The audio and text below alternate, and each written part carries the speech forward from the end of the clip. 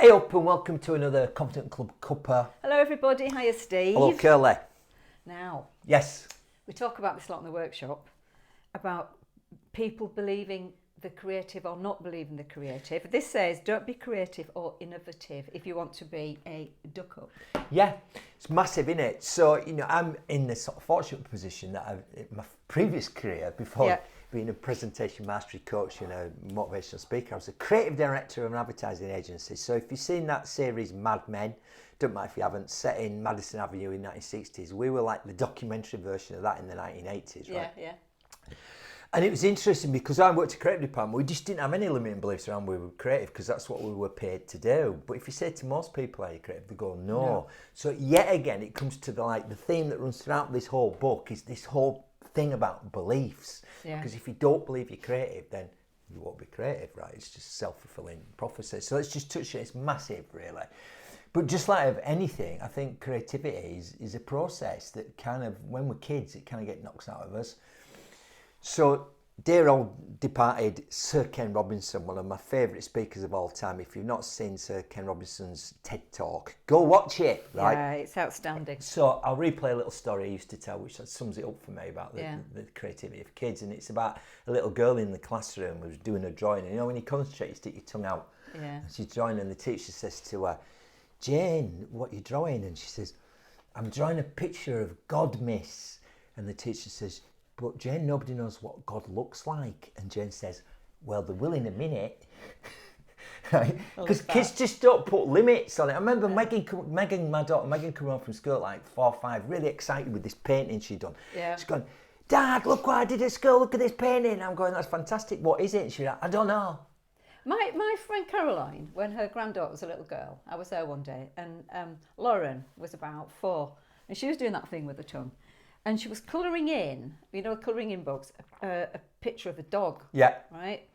And my friend Caroline said to her, oh, Lauren, she said, dogs are not green. Yeah. And I thought, who says? Yeah. And then she said to her, and you've got to stay within the lines. Yeah. And I so just many thought, of us spend our lives kids- staying within the lines. That's a real metaphor, That right? kid's for, So here's the thing, right? It starts with going, actually, the reason perhaps I don't believe I'm creative is that I got it knocked out of me at school. Yeah. Because a key ability, creativity, right, left brain, simple sort of thing is logic versus imagination, right?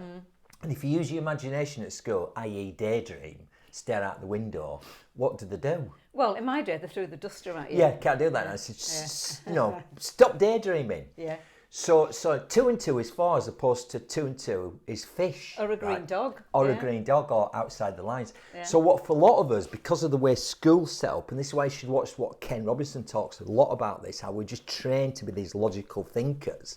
And it eliminates us this ability for a lot of us. And yet it's still there, it's just lying dormant. Well, you said it's a process. Yeah. So going back to the training I had as a chartered accountant, my God, it's drilled into you, black and white, logic. And then Steve came along and said, have you heard of mind mapping? We won't go into that now, it's another whole subject.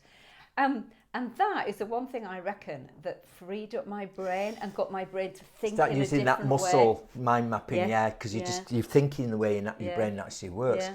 I think some top tips, it's a massive topic, but my top tip will be, first of all, just don't have that narrow definition of what you think innovation or creativity is, which is some people in a pink shirt in an advertising agency with glasses and a ponytail having massive Did you have a ideas. ponytail? No, having a massive light bulb go over the head.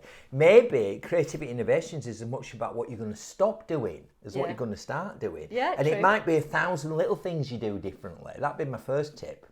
My other tip would be, it's not that you're not having ideas, it's a few things. First of all, you're not noticing when you have your ideas. Yes. I.e. when you first wake up or when you just go to sleep, right? And then not only you're not noticing when you're having them, but you're not having a way of capturing them, whether that's mind mapping or putting it on your phone or whatever, right?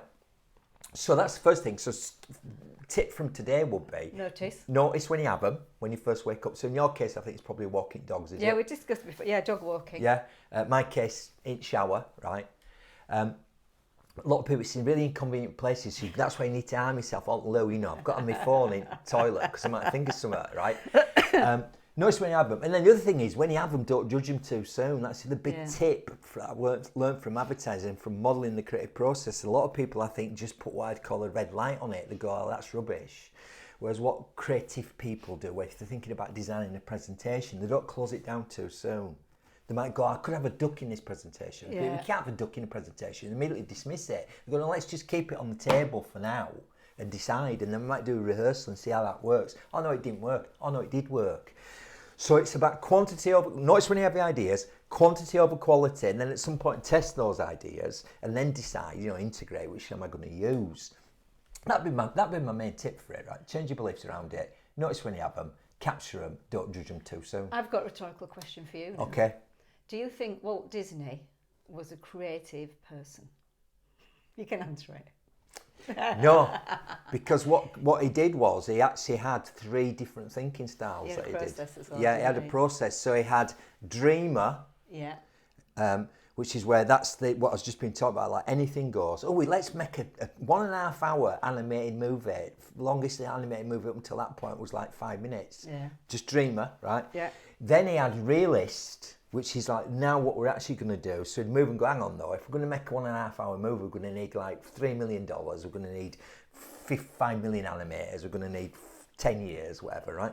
So he'd go through that. Yeah. Then his final bit was critic, which is a person going, but hang on a minute, what if this happens, what if that happens? And then having done that, he'd go back into dreamer and he'd move between those 3 positions, dreamer, realist, critic. And that's a good way of thinking about creativity, those thinking styles. I think we should just finish then on what Walt Disney thought about all of this. What did he say then? He said, somehow I can't believe there are many heights that can't be scaled by a man, in brackets woman, who knows the secret of making dreams come true. Which is exactly what he did in this film. Yeah, he was pretty good at that, wasn't he? Yeah. I'll see there. Bye.